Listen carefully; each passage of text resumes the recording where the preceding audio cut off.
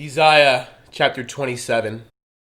In that day the Lord, with his severe sword, great and strong, will punish Leviathan the fleeing serpent, Leviathan, that twisted serpent, and he will slay the reptile that is in the sea. In that day sing to her, a vineyard of red wine. I, the Lord, keep it. I water it every moment, lest any hurt it. I keep it night and day. Fury is not in me. Who would set briars and thorns against me in battle? I would go through them. I would burn them together. Or let him take hold of my strength, that he may make peace with me, and he shall make peace with me. Those who come he shall cause to take root in Jacob. Israel shall blossom and bud, and fill the face of the world with fruit. Has he struck Israel as he struck those who struck him? Or has he been slain according to the slaughter of those who were slain by him? In measure, by sending it away, you contended with it. He removes it by his rough wind, in the day of the east wind. Therefore, by this iniquity of Jacob will be covered. And this is all the fruit of taking away his sin. When he makes all the stones of the altar like chalk stones that are beaten to dust, wooden images and incense altars shall not stand.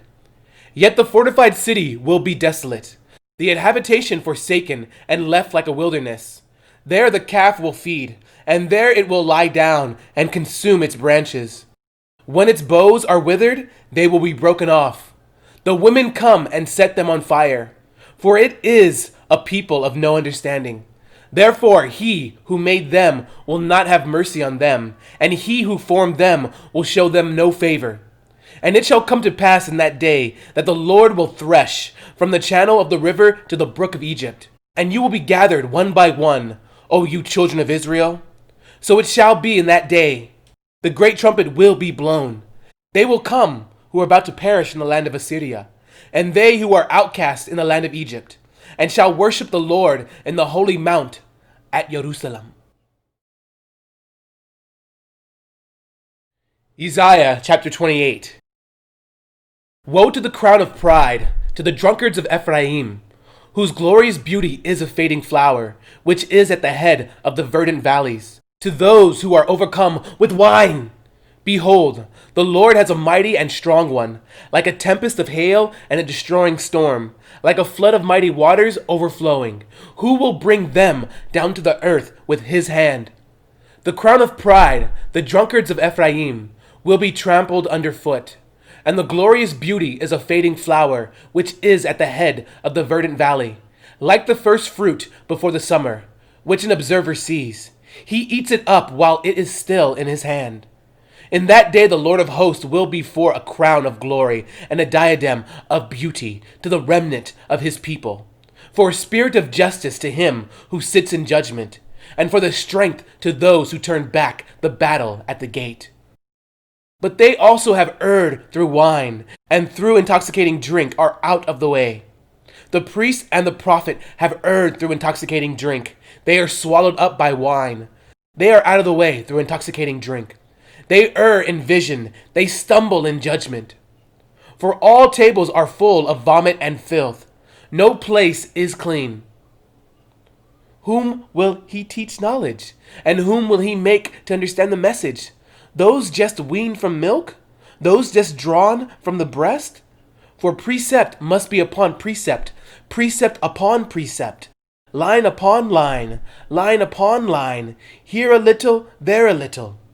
For with stammering lips and another tongue he will speak to this people, to whom he said, This is the rest with which you may cause the weary to rest.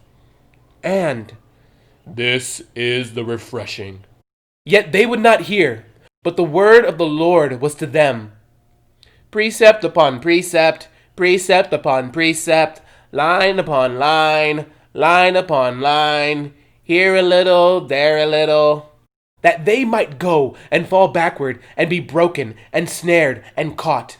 Therefore hear the word of the Lord, you scornful men, who rule this people, who are in Jerusalem, because you have said, we have made a covenant with death, and with Sheol we are in agreement. When the overflowing scourge passes through, it will not come to us, for we have made lies our refuge, and under falsehood we have hidden ourselves.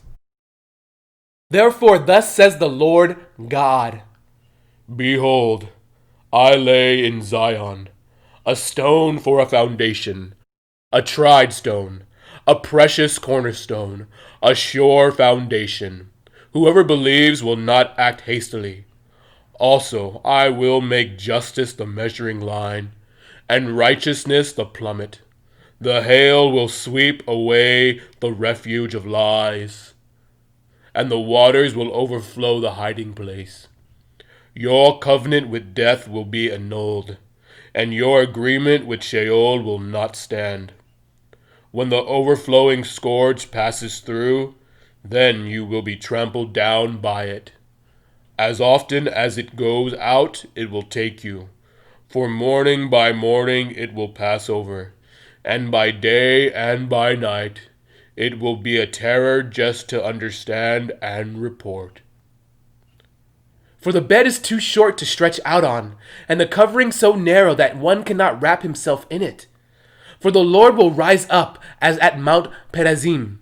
He will be angry as in the valley of Gibeon, that he may do his work, his awesome work, and bring to pass his act, his unusual act. Now therefore, do not be mockers, lest your bonds be made strong.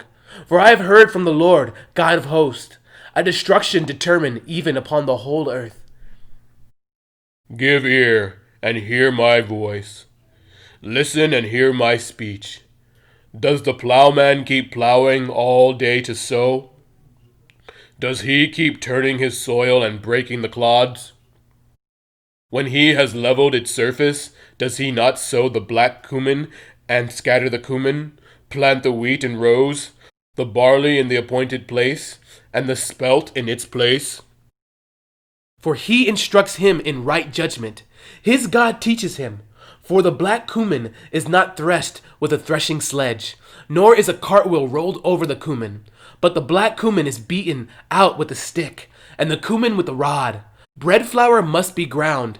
Therefore he does not thresh it forever. Break it with his cartwheel, or crush it with his horsemen. This also comes from the Lord of hosts, who is wonderful in counsel and excellent in guidance.